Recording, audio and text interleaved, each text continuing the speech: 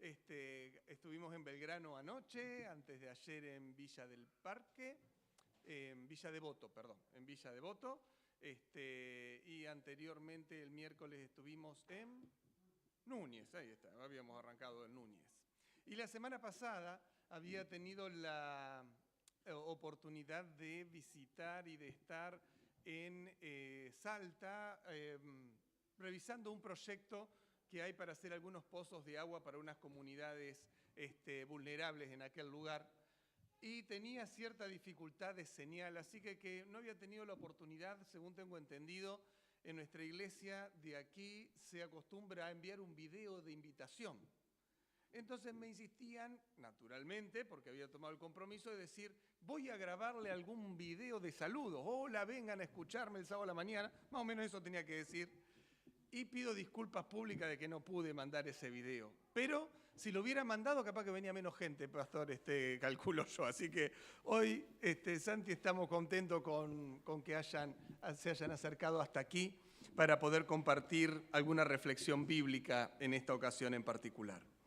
En el Nuevo Testamento comparte Santiago un texto bíblico con nosotros que ayer nos introducíamos en la reflexión de la recepción de sábado, que dice así, Santiago capítulo 1,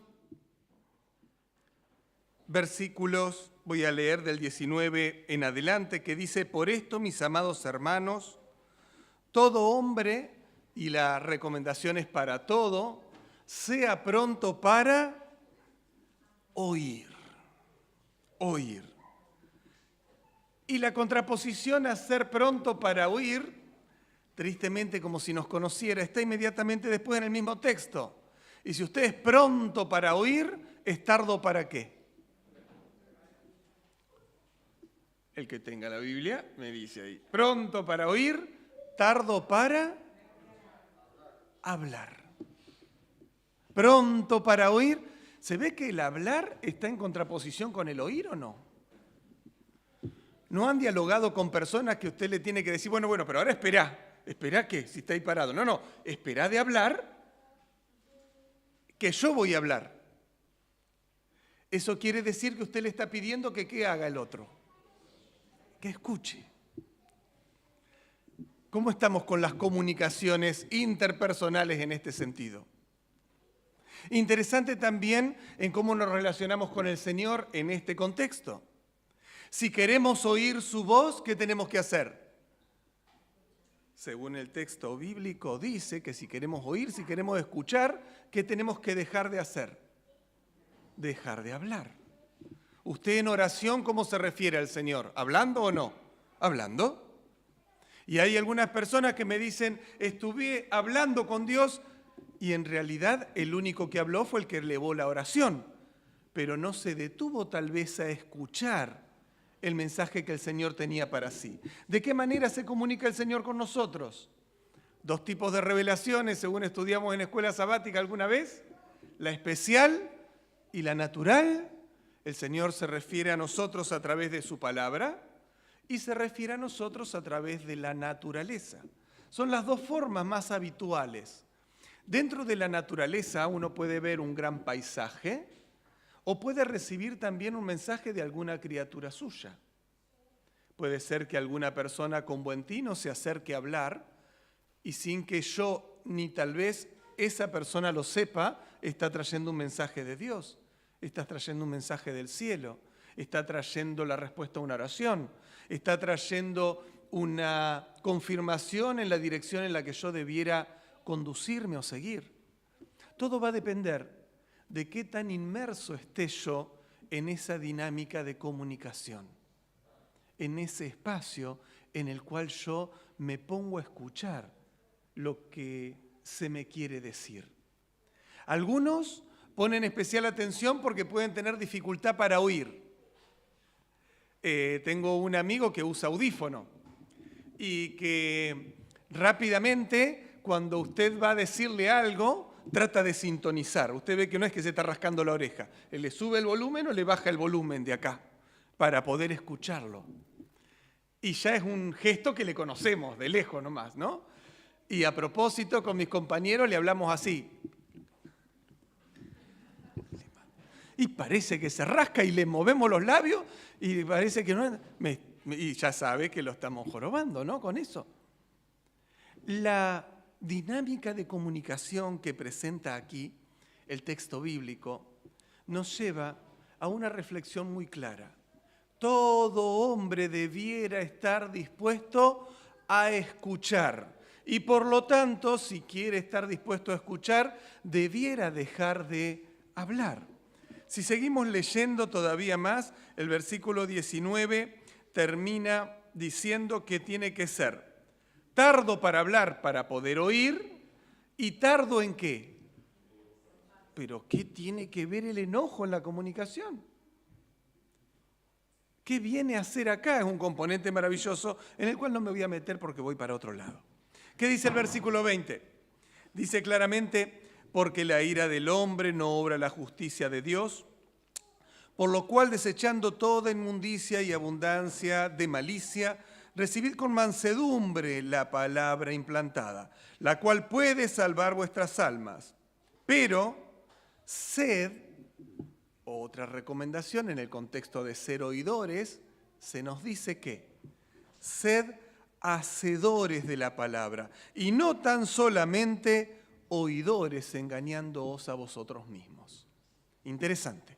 Solo si la palabra entra a mí a través de la escucha y no me lleva a una acción, termina siendo un engaño aquello que estoy escuchando. Pero dice, torpemente ese engaño es generado por mí mismo, que escucho, pero que no hago. Oigo, pero no reacciono en consecuencia. Recibo un mensaje, pero no modifico conducta. Me entero de algo, pero no ejerzo ninguna acción en consecuencia de aquello de lo que estoy enterado. Se los voy a poner gráfica y torpemente. Voy a cruzar la calle, escucho una bocina fuerte que me alerta de que quiere pasar un camión antes que yo por el lugar que voy a pasar y yo no reacciono en consecuencia. ¿Qué hago? Sigo caminando. Y dice que me perjudico. Dice la Biblia claramente que soy yo el que estaría ejerciendo ese engaño. ¿Cuál es el engaño? Recibo un mensaje, no lo llevo a cabo, en consecuencia no hay ningún cambio, me estoy engañando a mí mismo. Pregunto, cuando nos acercamos a la palabra de Dios, cuando descubrimos algo, ¿abrimos el corazón para recibir ese mensaje? O lo primero que digo, bueno, esto habla del arrepentimiento. Qué bien le haría a Tita haber venido hoy porque ella tiene un rencor en el corazón que bárbaro. Tita se perdió. Hoy era el día que no tenía que faltar y no vino. Mirá. ¿Han reflexionado así? Todos los que se ríen, sí, han reflexionado así. Otros no entienden. Pero claramente vemos un mensaje maravilloso y decimos, si mi mamá lo escuchara, qué bien le haría. Porque ella escucha medio sermones fulero en su iglesia, pero en la mía. ¿Y el mensaje para quién era? Era para mí, que circunstancialmente me senté en la iglesia y circunstancialmente estoy en los 5 minutos de atención que puedo llegar a escuchar lo que se está diciendo. Nuestra atención, tenemos claro, se nos explica redundantemente a los que trabajamos en oratoria que dura poco tiempo. Y en este sermón, que va a durar unos 10, 15 minutos más, usted va y viene con la atención, va y viene con la atención. Está bien atento, baja la guardia, reflexiona en lo que dije, pero su mente va para otro lado, vuelve, llama la atención. Usted va y viene, va y viene. No sienta culpa a veces por venir al sermón y decir, estuve desenfocado o estuve distraído. No. Nuestra mente funciona de esa manera. Estará en la habilidad del orador el tratar de capitalizar esos momentos de atención, que no todos coincidimos, ¿sabían? Uno se está atando los cordones en este preciso instante, el otro está acomodando el audífono, el otro está agarrando el brazo de su... Cada uno va en un va y viene.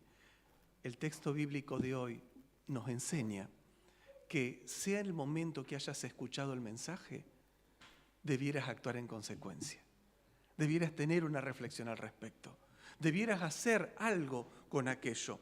Dice el texto todavía, aumenta la idea del versículo 23, porque si alguno es oidor de la palabra, pero no, y acá entra otro componente, hacedor de ella, esto es semejante al hombre que se considera en el espejo a su rostro natural, porque él se considera a sí mismo y se va. ¿Y luego qué sucede? Después que se miró en el espejo. Se olvida. Se olvida. Naturalmente, si alguien escucha un mensaje, lo lee de la palabra de Dios, lo recibe, lo oye, deja de hablar para escucharlo, pero si uno no es hacedor de la palabra, se convierte en un oidor olvidadizo, que inmediatamente está reprendido en el versículo 25. Mas el que mira atentamente en la perfecta ley, la de la libertad, y persevera en ella, no siendo un oidor olvidadizo. Ayer yo preguntaba en otro contexto a un grupo de personas cuántos saben andar en bicicleta y les pedía levantar la mano. ¿Puedo hacer el experimento acá? ¿Cuántos de los presentes pueden dar fe de que saben andar en bicicleta? ¿Un poquito más alto? Bueno, unos cuantos. Santi, podemos sortear una bicicleta tranquilamente, que todos serían beneficiarios acá, ¿no?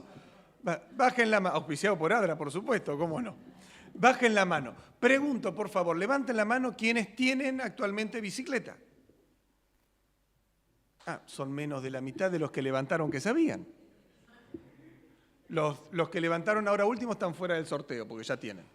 Así que quedan los que no tienen. ¿Qué pasa con los que me levantaron la mano diciendo que saben si no tienen bicicleta? La hermana secretaria me levantó la mano. Usted no tiene bicicleta. Y me levantó que sí tiene. ¿Cómo sabe usted que sabe andar en bicicleta? Algún momento anduvo.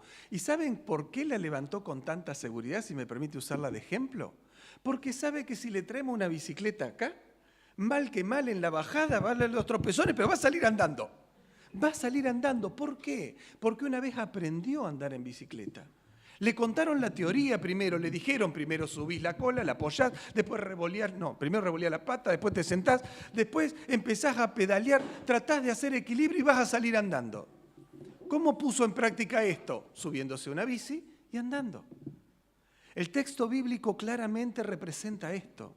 Si usted solo escucha la palabra y no pone en práctica absolutamente nada, no le modificó conducta, no implementó nada de esa información, hoy le puedo preguntar, ¿usted es cristiano? ¿Usted está fuerte en la fe? Y usted puede ser que no haya ejercitado absolutamente nada. Tiene cantidad de promesas de la oración, de cómo el Señor abre puertas, pero usted hace años que no le pide nada importante a Él.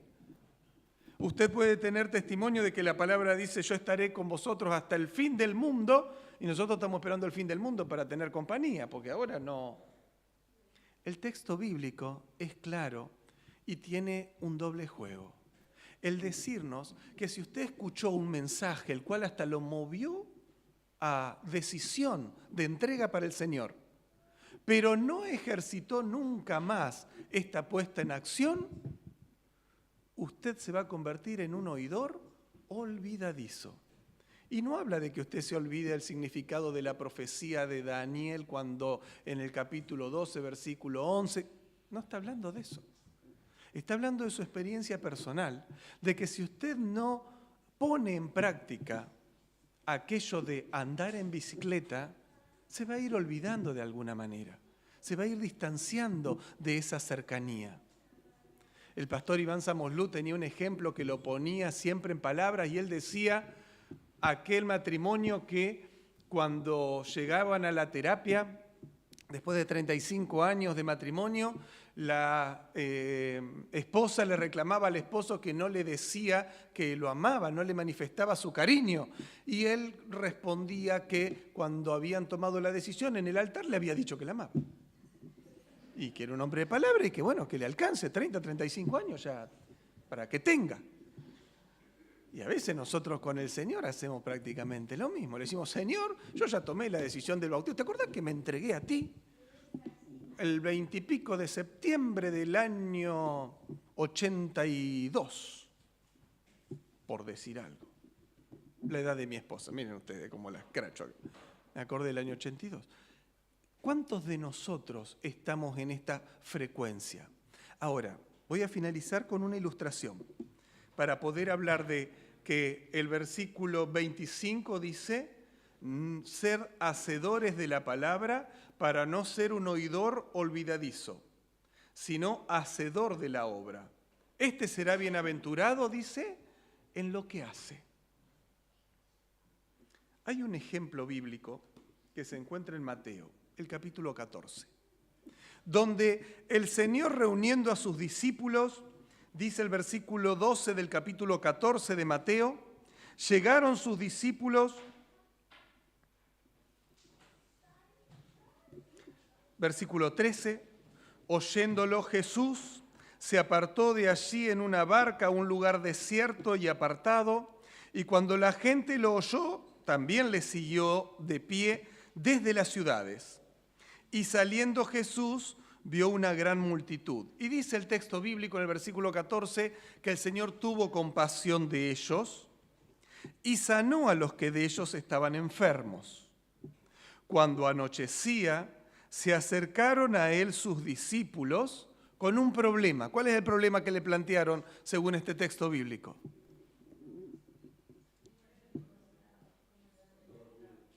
Tenían que darles de comer.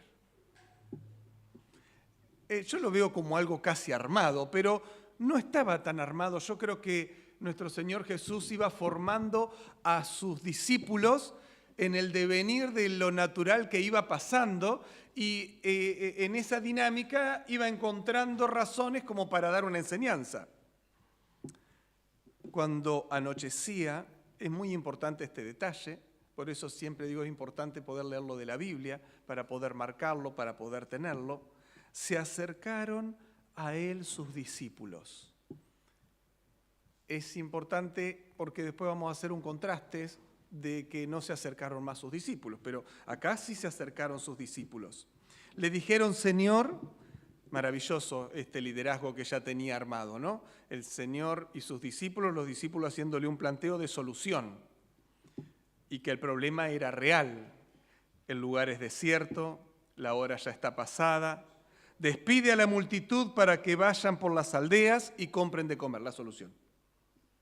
El problema, el lugar es desierto, la hora es avanzada, hicimos un diagnóstico, creemos que la gente ya está con bastante hambre, no están prestando atención, no se puede tener, vos estás bastante cansado, es tarde ya, la solución, que vayan por las aldeas.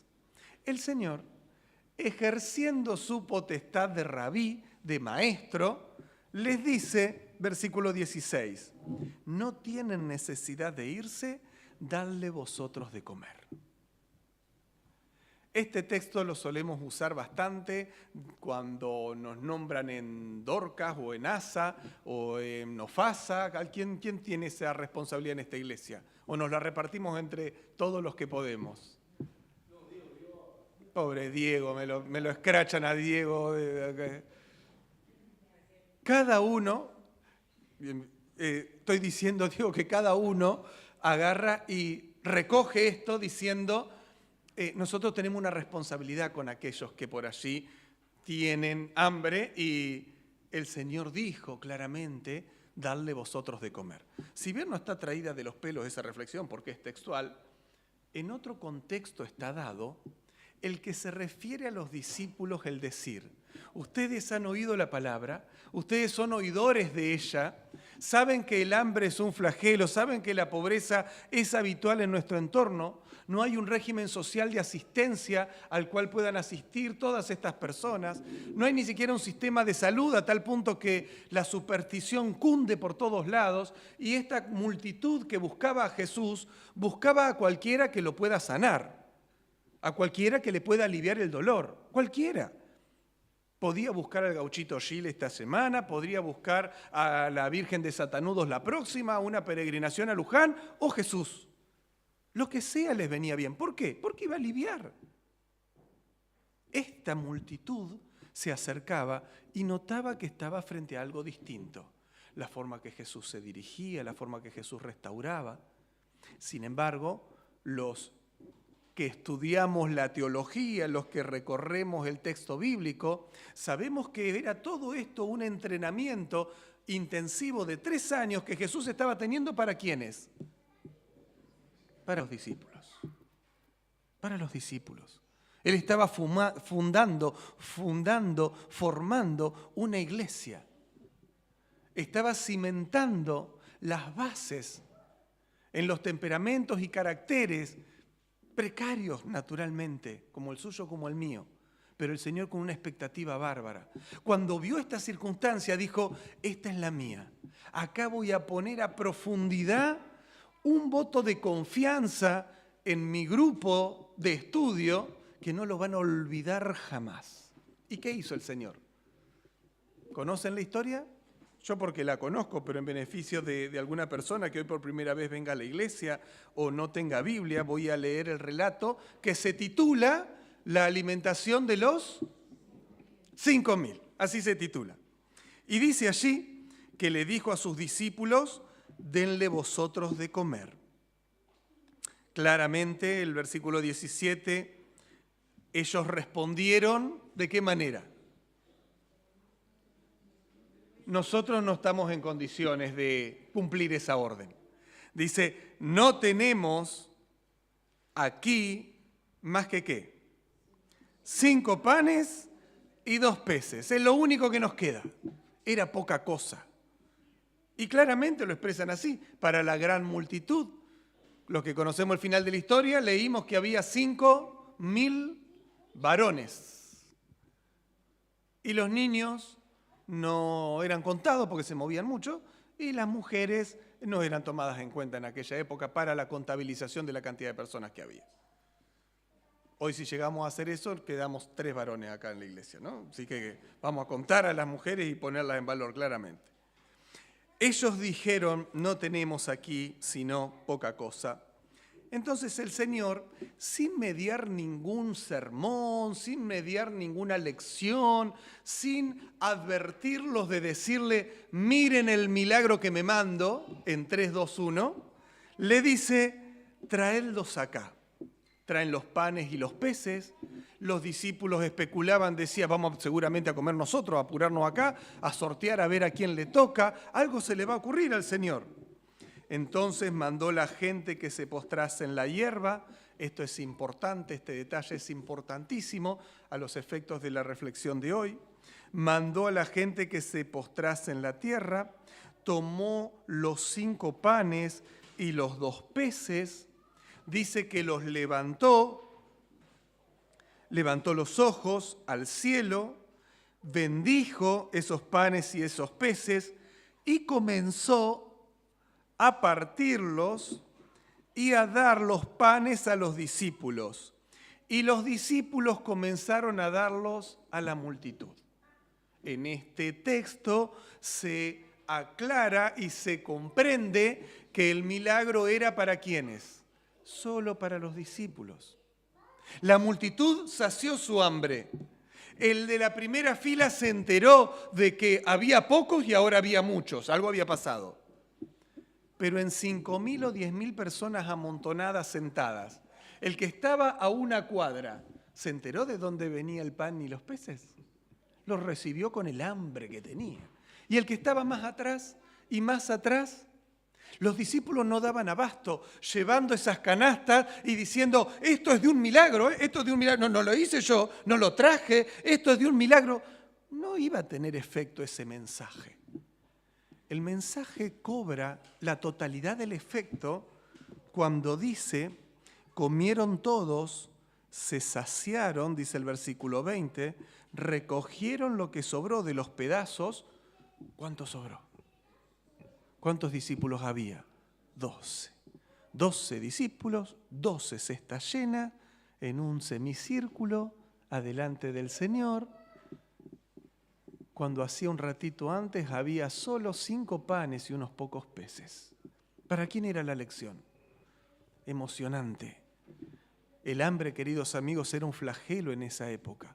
El animarse a ser aprendiz de un rabino era jugarse la vida. Era dejar del sustento y andar caminando al lado de aquel de que iba a proveer cuando picara el bagre algo para comer. Y el Señor se las arreglaba. ¿Cómo se las arreglaba el Señor? ¿Tenía una pyme que les proveía allá trabajando lejos? No. De alguna manera había que pagar un impuesto, hubo que pescar un pez y sacarle de adentro. Esos métodos del Señor. Sin embargo, este texto bíblico me refiere a ese momento que los invito a reflexionar solo un instante. A ver si usted, cómo está de memoria. ¿Qué oidor olvidadizo es usted?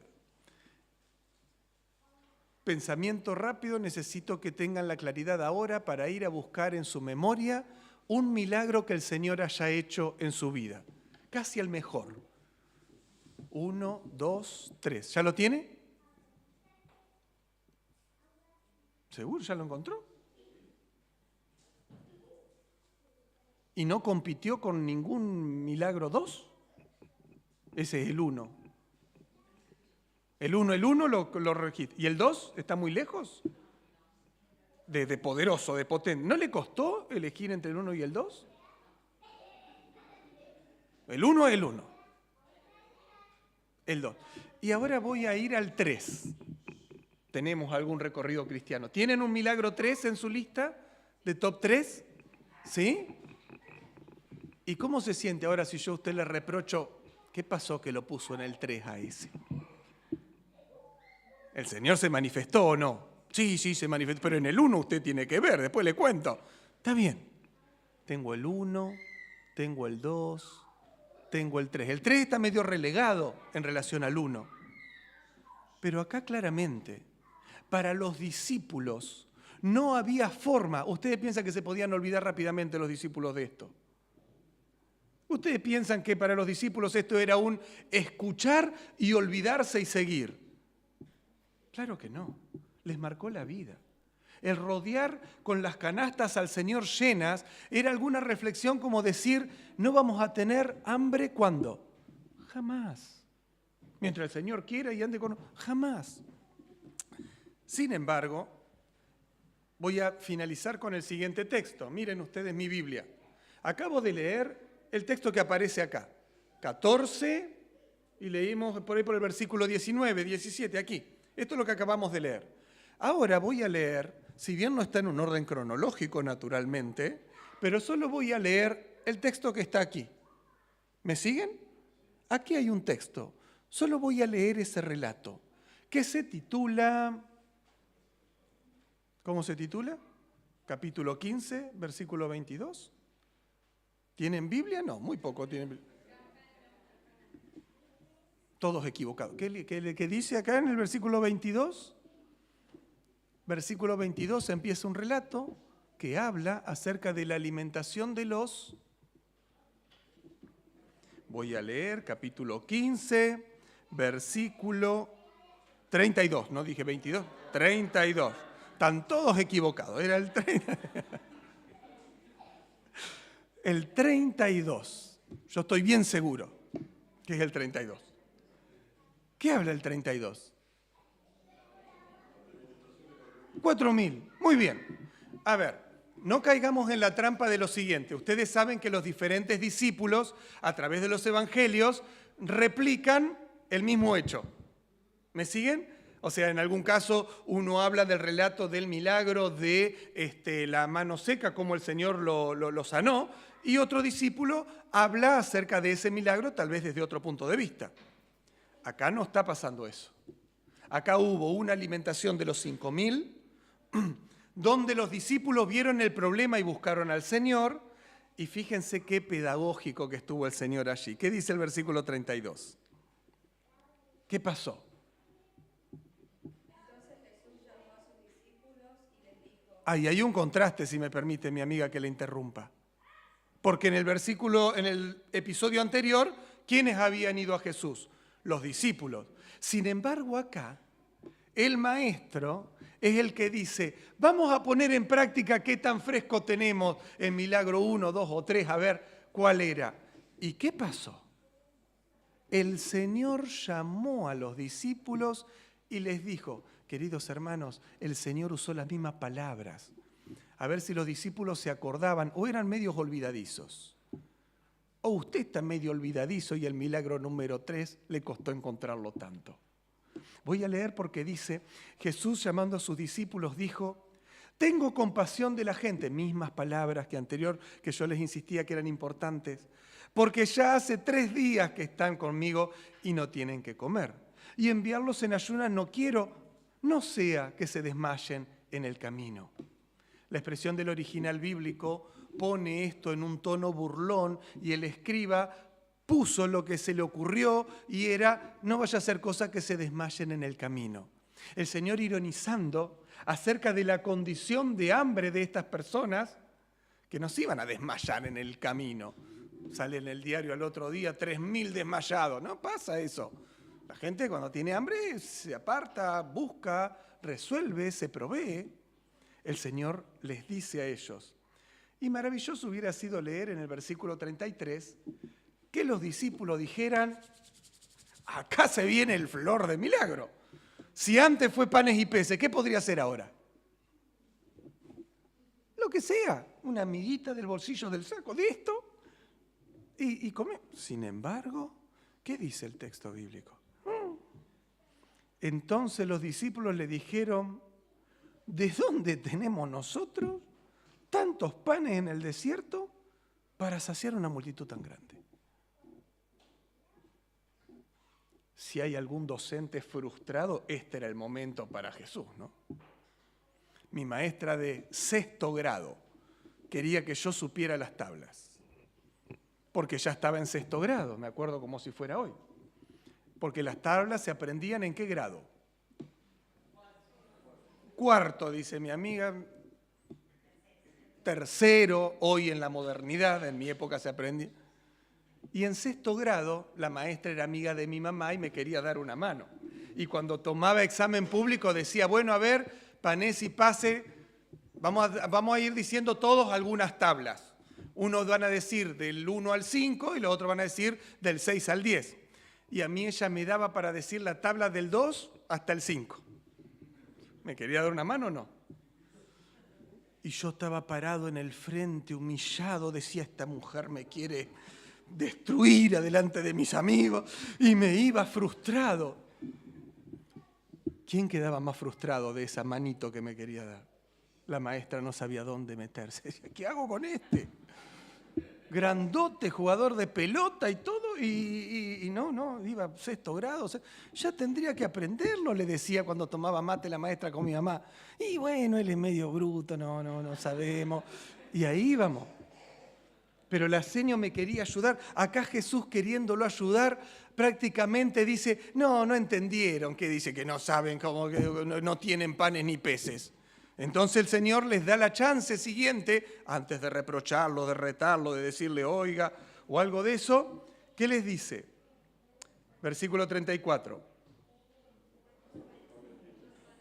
Ese es un centro al ángulo impecable que, ¿cuántos panes tienen? ¿Se acuerdan de qué?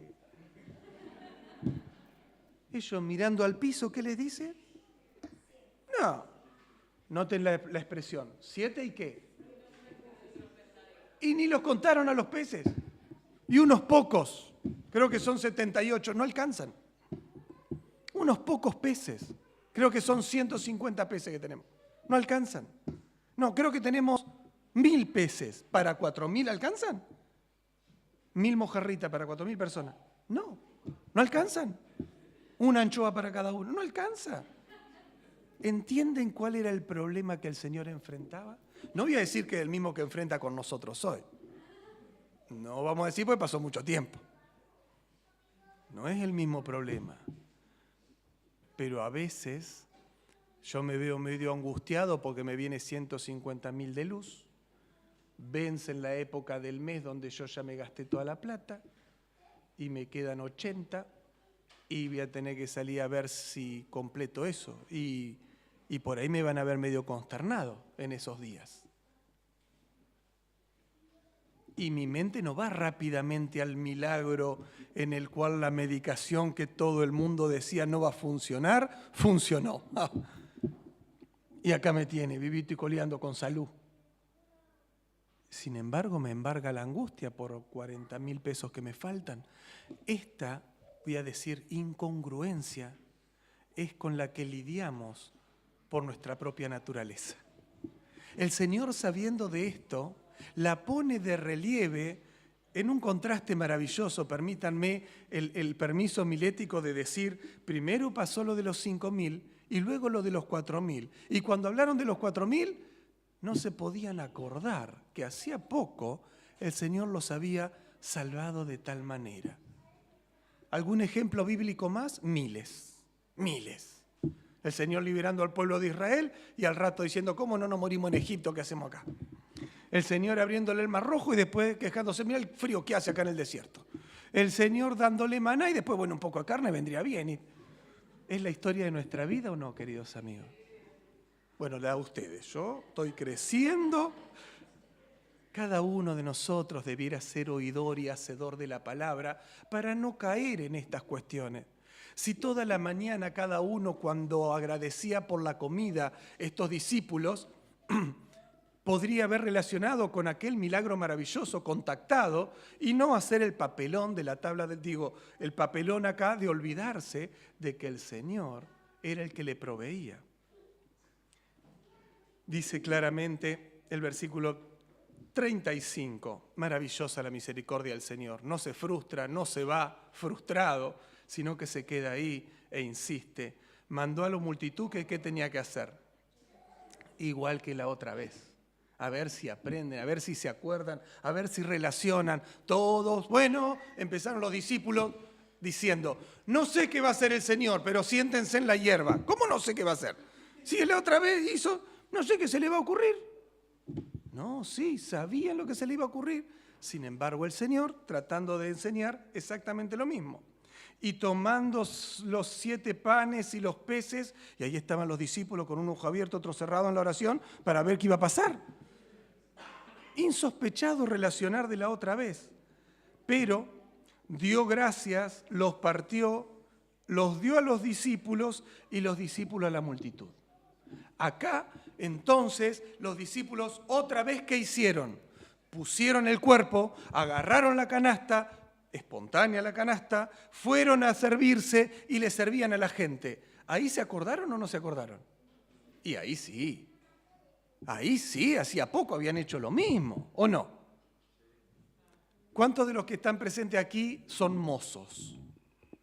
Trabajan de mozo. Ninguno. Perfecto. Quiere decir que si hoy a la noche nos quedamos en el buffet y a usted lo ponemos de mozo, usted va a hacer lo que puede, pero le toca de mozo. Todos nos sentamos y usted no sirve.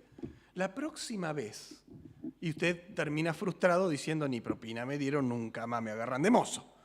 Pero la próxima vez que tenga que hacer de mozo, si solo hizo de mozo una vez, ¿se va a acordar la segunda vez de esa primera vez? Sí. ¿Por qué? Porque no lo hizo nunca. ¿Se entiende? No es habitual en usted. Esto hacían los discípulos con el Señor y el Señor con los discípulos. Los estoy haciendo hacer algo que no es habitual. ¿Para qué relación? ¿Alguna vez repartiste, Pedro, panes y peces? A ver, ¿para qué pienso? Dijo. No, ¿cómo para qué pienso? La última vez estábamos reunidos, te sobró una canasta llena. No sé cómo con qué intensidad el Señor les habrá hablado, pero estoy seguro que con el amor que les refirió es el que se menciona en el versículo 37. Comieron todos los que estaban, se saciaron, recogieron lo que sobró de los pedazos, 7 cestas llenas. Eran los que habían comido 4.000 hombres, sin contar mujeres ni niños. Queridos hermanos, mi única conclusión de hoy es que no seamos oidores olvidadizos de la palabra, que seamos hacedores, que sepamos apreciar el cariño de un maestro incondicional, que está dispuesto a enseñarnos cuantas veces sean necesarias, hasta que aprendamos a andar en la bicicleta de la fe, podríamos llamarla. El relacionarnos con un Padre tan amante, que ni siquiera reprende a sus dirigidos por su incredulidad, ineficiencia espiritual, inoperancia, distancia de lo milagroso a lo práctico, sino que ¿qué estuvo dispuesto a hacer? Hacerlo de nuevo, otra vez. El texto bíblico está nutrido y lleno solo de esperanza y de amor. Abracemos ese mensaje con el corazón. Vamos a orar. Amante Padre, queremos darte gracias por la oportunidad que nos das de abrir tu palabra en esta mañana y de encontrarnos con un rasgo más de tu carácter, que redunda en el cariño que verdaderamente manifiestas para todos nosotros, tus hijos. Anhelamos, querido Señor, poder responder de manera positiva. Anhelamos, querido Señor, que la sensibilidad que tu Espíritu pueda provocar en nuestro corazón pueda abrirte la puerta para que tú puedas entrar y completar de felicidad nuestra experiencia. Querido Dios, estamos caminando tomados de tu mano por esta vida, estamos recorriendo el camino de la fe, estamos aprendiendo sábado a sábado de tu palabra, del estudio de la escuela sabática. Vamos, querido Dios, creciendo espiritualmente, pero sabemos que nos falta mucho. Sabemos que a veces nos puede asaltar el desánimo, la inseguridad. Te rogamos que nos permitas no ser olvidadizos de tus manifestaciones de amor para con nosotros, sino ser hacedores, querido Dios, de la fe que nos has confiado, para que de esta manera podamos tener paz en nuestro corazón, confianza regular y habitual en que estás de nuestro lado y que abogas por nosotros. Queda en nuestro corazón, permítenos completar esta bendición representando en nuestros hogares cuando volvamos en este día, y que si alguien en casa no ha venido pueda recibir la bendición alcanzada por ti, querido Dios, de nuestra participación hoy en el culto. Oramos humildemente, nos ponemos en tus manos, lo hacemos en el nombre de Jesús. Amén.